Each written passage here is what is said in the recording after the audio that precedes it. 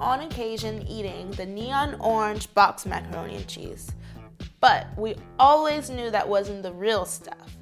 The real stuff was made from scratch in the oven and baked with heart and soul, usually only on holidays. Well, this recipe is in between the box and the bake. It's gooey and delicious, but still fast and easy. And it's easy enough for even little brothers to learn. You hear that, Malcolm? Now, you can use whatever macaroni you like, but my favorite are these cute little corkscrews.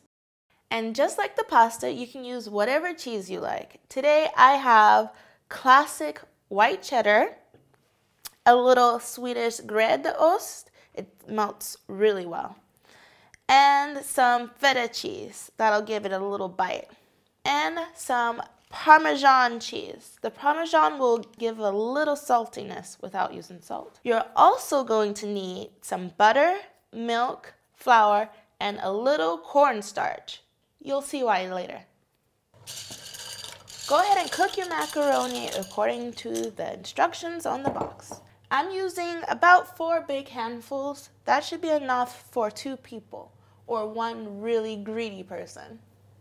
You know the pasta's done when you can easily break it with a fork. Don't overcook it. It'll cook a little longer in the next step. Bring the pot back to the stove and then just throw in your butter. This is about 2 tablespoons. And sprinkle in about a tablespoon of flour. Cook it down just for a moment. This is making the base for your bechamel. It's a fancy word, right? Butter plus flour plus milk equals bechamel. It's not nearly as fancy as it sounds, right?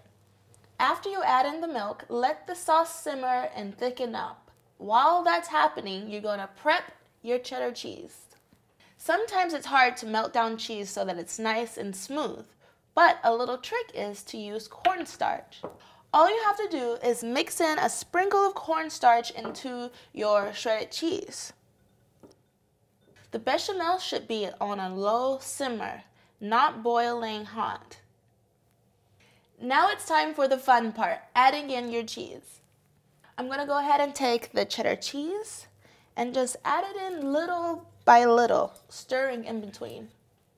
Next up, the gräddost. This melts really fast, so be sure to stir constantly. The feta, it'll give the sauce a little bite, but kids might not like this too much. And lastly, Parmesan cheese. I like using this because it gives a saltiness to the sauce without using salt. And a little white pepper. Now, all you have to do is add your macaroni to your cheese. Stir it up. I'm also going to throw in a little parsley. Not necessary, but it makes it look so much nicer. And that's it! These 4 different kinds of cheese really come together and makes this macaroni and cheese something special.